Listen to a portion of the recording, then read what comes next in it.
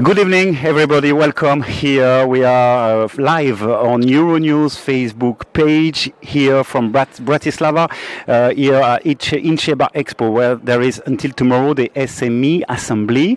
One of the big questions, one of the big topics this year is how to scale up my startup. And this is the question that we are going to ask you. Hendrik Halbe, you are from the Get in the Ring Foundation. We must explain First of all, what is Get in the Ring Foundation? Because this is linked with our topic today. Yes.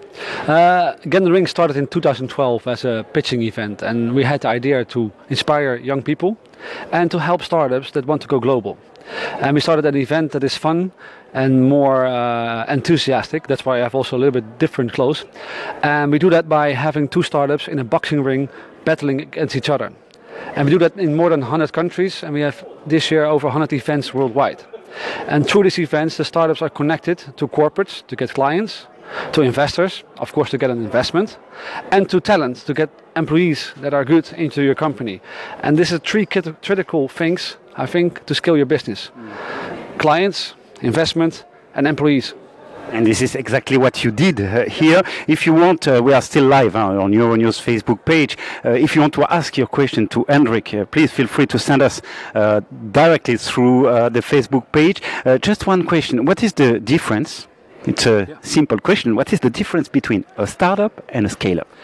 A startup is when you are an entrepreneur and you're trying to set up a business and you're searching for a business model that can be scalable. So you're searching, hey, can I do a business with it, and can I have a business model that can scale fast? If you validate that the business model is working, you're not a startup anymore and you can turn it into a scale-up.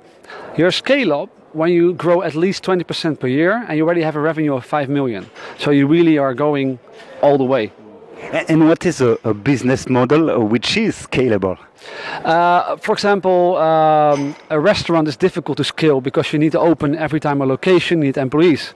Facebook is very scalable because a lot of people can open anytime a Facebook page, and so you can grow very fast in the amount of members using Facebook. It doesn't cost you extra, maybe a little bit of computer power, but that's the only thing you need. So that's very scalable in comparison to a bakery or a restaurant.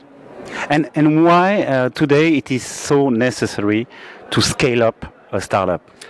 There's two perspectives. Of course, from the country or from European, new companies that grow fast, they bring net new jobs. And of course, jobs is important for the economy and important for our economic wealth. From a startup perspective, I think if you have something that you like and you want to have an innovation that you want to bring to the market, I think you also want to bring it worldwide and has as much impact as you want. So in order to do that, you have to scale up. And in a very concrete way, scaling up a company, what does it mean? Hire new people, find new financing, going international? Revenue. So a lot of times in the definition we use at the Erasmus Center for Entrepreneurship, it's revenue. So can you increase your revenue model? And depending on kind of business you have, it depends that you have more employees or you have more IT, depending really what kind of business you are. But I think if you really want to make impact, you have to get global. You have to be in more countries than your original country you started. So we are still live with Hendrik Halbe from Get in the Ring Foundation here from Bratislava, from the SME Assembly. We just received a question about this from Ivailo Vachev, one of Facebook viewers. He said, I am one of the co-founder of a composing music, a commercial music company. I would like to ask, which market in Europe would you recommend for us to tackle first? He said some of the big ones or maybe a smaller nation? Depending really, I don't know his business model, so it's difficult to answer that question. But I would look at what are my needs at this moment in time. Is it customers? Is it validation? Maybe you need certain infrastructure. Maybe you need certain knowledge. Sometimes in certain industries, certain regions, you have really the top experts in an industry. I would go there. Sometimes countries have a huge advantage in infrastructure, in some kind of benefits you can get. Or maybe you're looking to be close to the customer, so where are your first customers you can get in. So depending on that kind of variables, I would choose my country. Scaling up a company means often it means finding money to grow. Of course, what is the best option today? The best way to find money for a startup? I think a lot of times you're searching for all kind of financing. So you have a bit of the bank, you have a bit of a business angel, maybe some crowdfunding, maybe some people around you. So I think it's not this one or that one. I think it's choosing a set of financials that you need. I think a business angel is important. It can not bring only money, but smart money, we call that. And that means that he doesn't bring only money, but also network, knowledge, and etc. And that can really speed up your process. So choose your business angel very well, because I always compare a little bit like marrying someone, because he will be in your company, and you don't marry everybody you meet on the street. You really have to be careful with that and choose the right one. Still live here on Facebook, Euronews Facebook page with Hendrik Halbe. One question. Yeah. I am an entrepreneur. Yeah. I know my job, I know my product, I know my client, but I don't know how to pitch my company. I know this is your job. Yeah, so how to have a good pitch, how to be efficient? What I see is that the startups, they talk too much about the problem. For example, the ocean is polluted, blah, blah, blah, blah. I think you only need one sentence for that.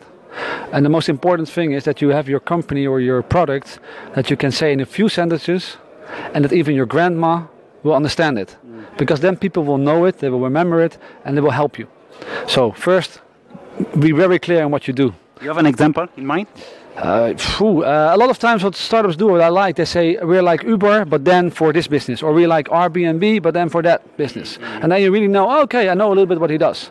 Second, in your pitch, always ask what you're searching for, because if you only talk about your company but you don't tell what you need, people cannot help you. So yes, I'm now in the phase here and here, but I need an investor, I'm looking for an investor, or I'm looking for next customers, or I'm looking for this. If you don't tell people what you need, they cannot help you.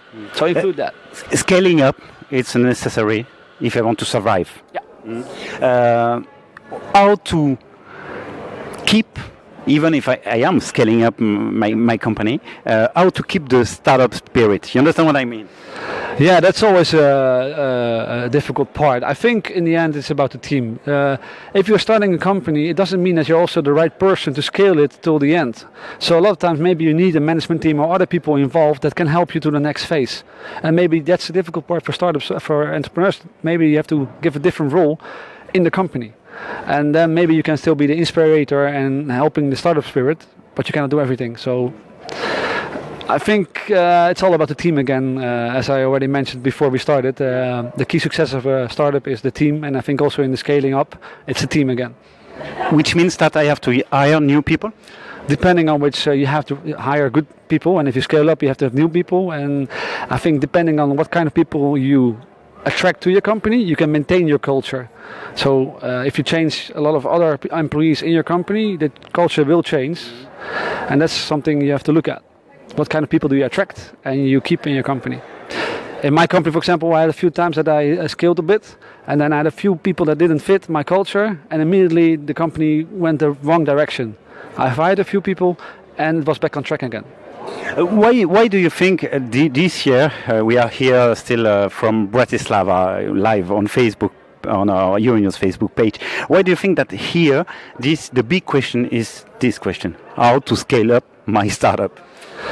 As European, we want more economic growth, and we want more jobs. And fast-growing companies provide net new jobs. It's not the multinationals that will have a lot of job generation. It's the startups and thereby the scale-ups that give jobs. That's the main thing. What is the advice? Let's say the three main advices that you would give to an entrepreneur to scale up a startup? Look at your team. That's one important thing. And the second, what I always miss if they start, is sales, and sales. If you cannot sell your product, if you cannot sell your company to an investor, you're not having a viable business. So sales is for me always a key point that I look at. So you need a good pitch for that. I think it's always important, yeah. With Hendrik Halbe from Get in the Ring Foundation. We were live on Facebook, Euronews Facebook page, here from Bratislava. My last advice: if you want to scale your business, go to getinthering.co. We are events in more than 100 countries. So I think there's always an event nearby you. You go there, there's a lot of networking, and I think you will find the right introductions to scale your business. Getinthering.co.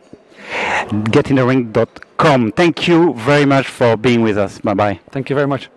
Merci beaucoup. Thank you.